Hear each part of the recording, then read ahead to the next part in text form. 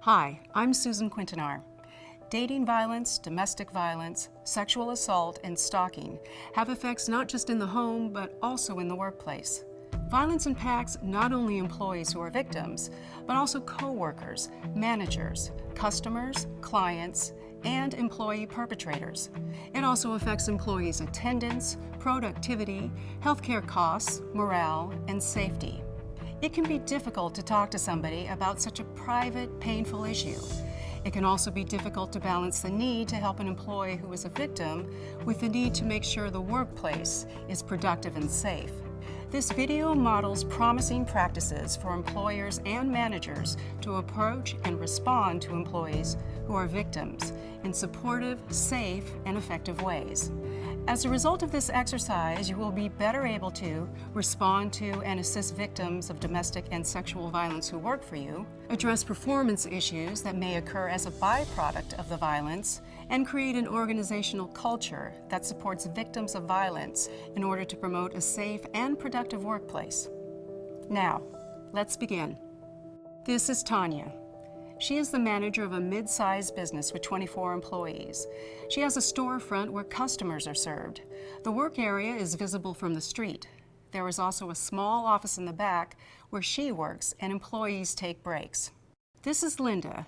She has worked for Tanya for the past 3 years. She's generally a reliable employee. Tanya heard through other employees that Linda recently had a messy breakup with James, the father of her 2-year-old son. Today, Linda comes to work 2 hours late and looks like she's been crying. Let's see what happens. Linda, can I talk to you for a minute, please, in the back? You're late again. This is the 3rd time in the last 3 weeks. I thought we discussed this. I know, I'm so sorry, but I had car trouble. Look, I know that sometimes things happen, but the lateness affects the business, and it's your responsibility to call if you're running late. I'm afraid this is your 2nd official warning. All right, just go ahead, please, and get started with your work. I'm sorry, it won't happen again. Although this exchange was professional, it was a missed opportunity for Tanya to let Linda know that she was aware that something is wrong and offer assistance without prying. Let's look at a better solution. Linda, I know that sometimes things happen, but the lateness affects the business, and you really need to call if you're running late. You seem really upset. Is there something going on that I can help you with? You're a good worker, and I don't want the lateness to become an ongoing problem. No, I know that. I'm sorry. Thank you for offering to help, but I can handle it. If it's okay, I'll start my work now. You can see how this is a better option. Tanya has appropriately reminded Linda of her work responsibilities, but she also let Linda know that she is aware that something is wrong and offered assistance without prying. Now, let's continue the scene. Linda, you really need to tell me if there's something going on that's affecting your ability to get the job done. Is everything okay at home? I told you my car broke down. Why do you assume it's trouble at home? Tanya's probing has made Linda defensive. What should she do now? I'm sorry. I've just heard from the others that you might be having problems with James. I don't appreciate the attitude, okay? I'm only trying to help, and other managers might not be so understanding. Well, I'm sorry, but I told you what happened. Can I go now? You see how Tanya's response escalated the situation? It's best to avoid assumptions about employees' personal lives, especially based on rumors or information from coworkers. Linda now feels as if everyone in the workplace is talking about her instead of with her. Supervisors are the front line of response to employees. Their actions represent the organization's commitment to providing a safe and supportive workplace. Tanya's response may have foreclosed any future trust or relationship building with Linda. This could harm the workplace and Linda. Let's look at a better approach. I told you my car broke down. Why do you assume it's trouble at home? No, I'm sorry. You just don't seem like yourself lately, that's all. If you need to talk, I'm here to listen and to help. Or I can give you the number for our employee assistance program. I appreciate your concern, but I'm fine, thanks. By apologizing, stepping back, and recommending other sources of help, Tanya keeps the lines of communication open. You cannot force an employee to reveal private and potentially painful information. Letting him or her know that you are there is the best option. Now, let's take a look at Linda at her desk. Next to her is her co-worker and project leader, Miguel. This is Linda. I asked you not to call me here. Let's talk about it tonight. I can't talk right now. James, please. I have to go now.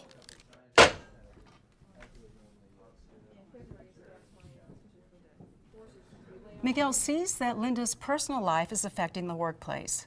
Miguel asks to speak to Tanya in private.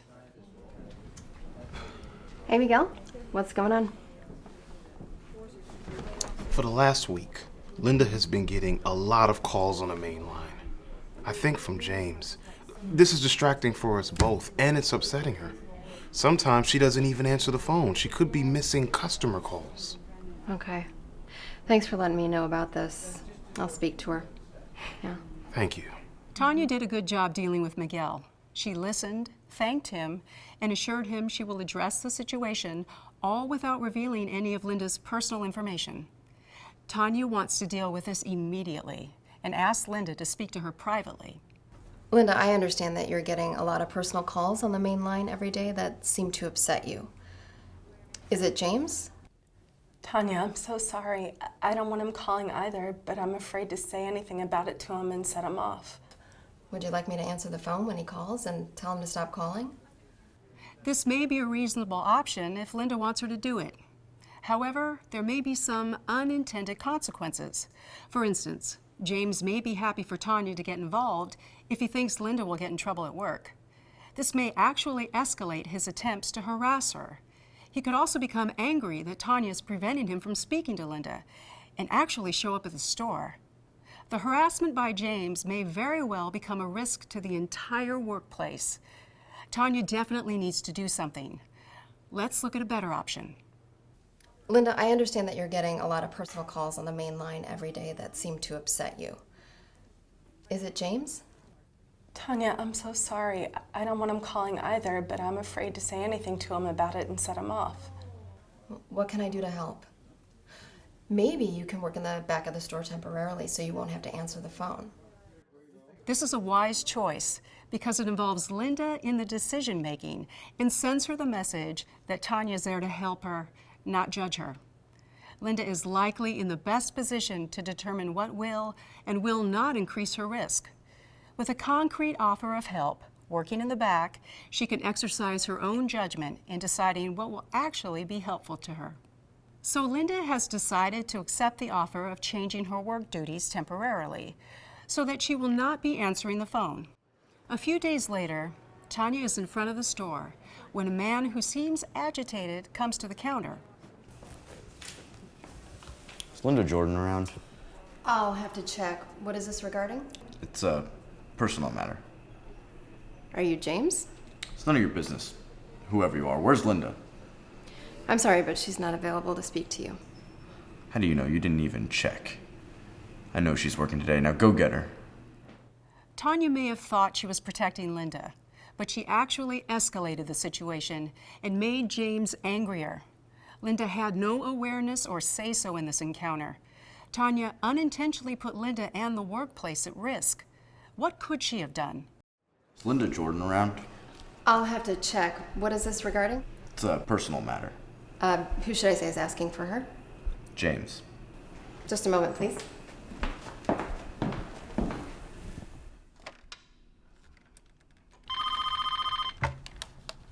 This is Linda. Linda, James is here. Oh, no. I don't want to see him. I just want him to go away. Okay, just stay in the back and I'll say you aren't available. Okay.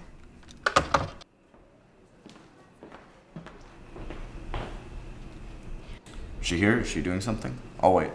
I'm sorry, sir, but Linda is not available today. Can I give her a message? Okay, I get it.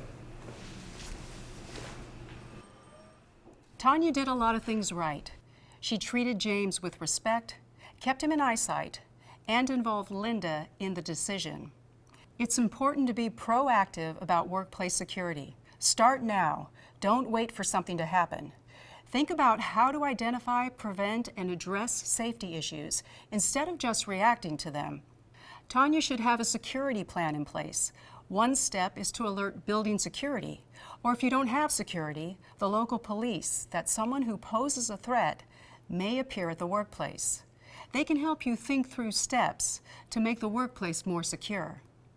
But the encounter has her worried. If Linda's safety is in jeopardy, the safety of the workplace may be compromised. She needs to talk to Linda and find out the risk. In addition to any legal duties to keep the workplace safe, this may be her only opportunity to help Linda. Linda, James just left. I need to speak to you in private. Linda, I want to assure you that anything you tell me is completely confidential. Okay. Are you and your son safe from James? I'm not sure.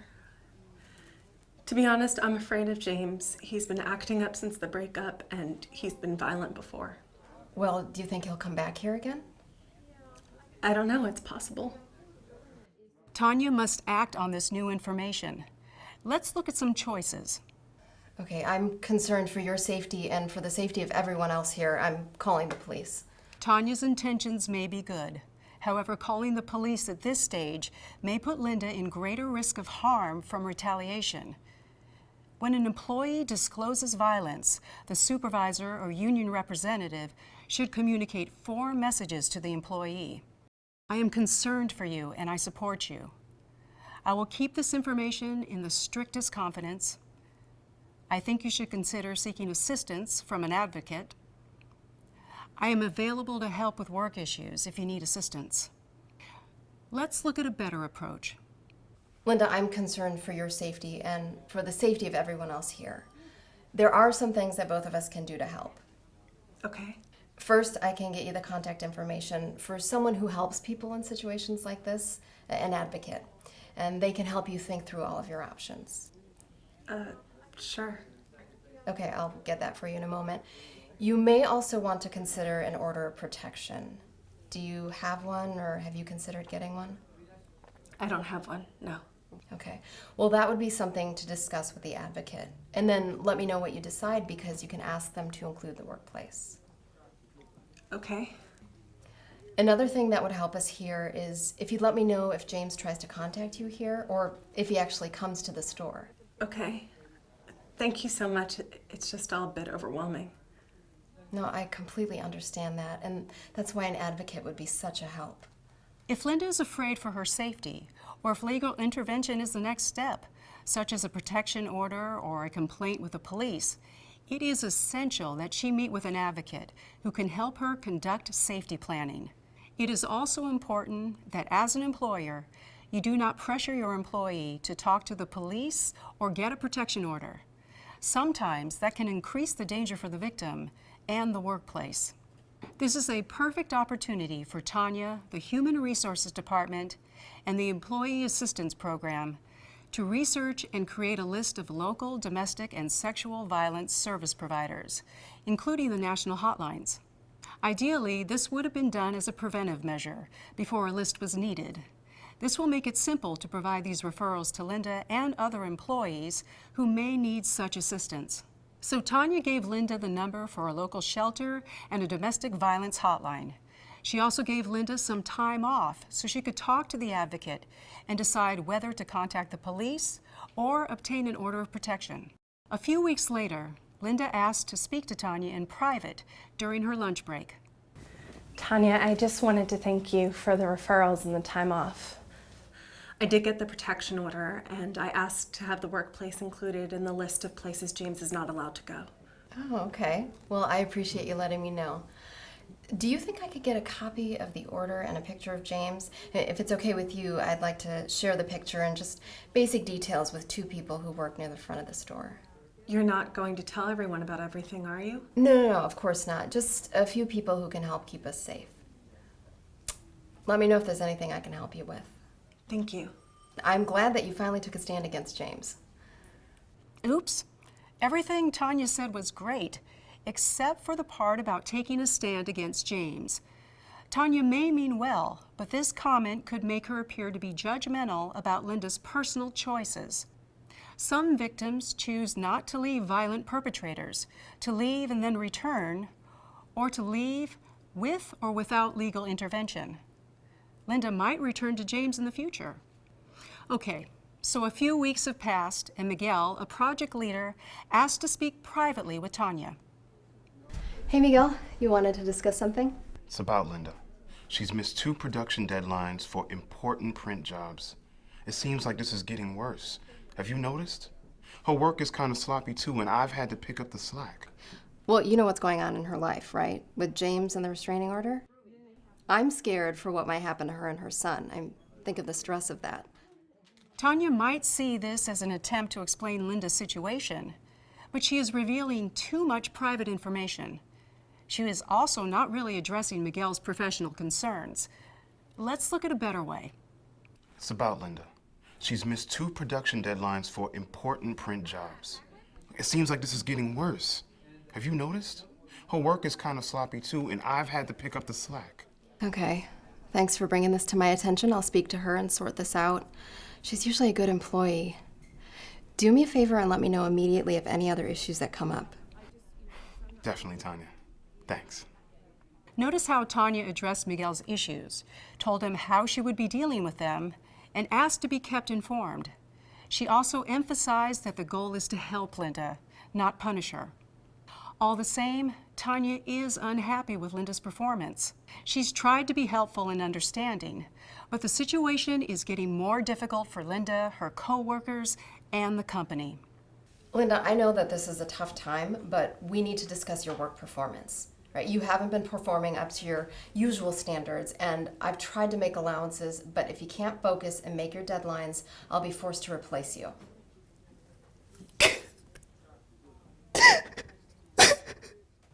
This approach sends Linda the signal that she is on her own and expendable. Employers who view their employees as valuable human resources believe that time or money spent on simple accommodations for employees' needs are a sound investment. In response to such an approach, employees are more likely to feel invested in and connected to their job and employer. Here's a better way. Linda, I know that this is a tough time, but we need to discuss your work performance. You've missed some important deadlines. No, I know, I'm sorry. There's just so much going on. I'm staying with my parents, and my son had to change schools, and the commute is a half hour longer. Well, I just want to make sure that you're aware of the deadlines on the production board. I am. Okay, we can talk about changing your responsibilities or changing your schedule, even finding an office closer to where you're staying if you'd like. No, really, I'm happy here, and we'll do better. Okay. Well, you've always been a really good worker, but if you can't make a deadline, you have to let me know right away. And that way we can figure out a plan to get things done. It isn't fair to the other employees. I trust that this is an adjustment period, so work with me and I'll work with you. Thank you so much. I do understand what I need to do, and I'll do my best. Thank you for all of your support. Tanya has brought about the best possible outcome in this difficult situation. Let's review what she did that was effective. She promoted a safe and productive workplace. She created an organizational culture that supports victims of violence. She let Linda know she's aware something's wrong and offered assistance without prying. Because Linda might decide to return to James, Tanya wasn't judgmental. Instead, she was supportive and professional. Her goal was to help, not punish. She allowed Linda to choose what she thinks will be helpful. She addressed performance issues. She had a security plan in place and was ready to use it. Tanya also used these 4 messages. I'm concerned for you and I support you. I will keep this information in the strictest confidence. I think you should consider seeking assistance from an advocate. I'm available to help with work issues if you need assistance. I hope that this video has shown that any conversation can be a moment of connection and that you can make a real difference in the lives of your employees who might be victims of violence. You don't have to be an expert or a social worker, but there are some simple steps your workplace can take to keep everyone safe and productive. There are a number of resources that can help. starting with the Workplaces Respond to Domestic and Sexual Violence project. This website has many useful resources that can help you prevent and respond to the workplace effects of domestic and sexual violence and stalking. These resources include a guide for supervisors, which describes how to respond in some common situations with employees who are victims or perpetrators of violence, a policy creation tool, where you can customize your workplace guidelines according to your organization's size, location, and needs. A protection order guide, which answers some common questions on protection orders and how they affect the workplace. A guide for creating a comprehensive workplace prevention and response program, and a list with contact information for other organizations. I'm Susan Quintanar. Thank you for watching.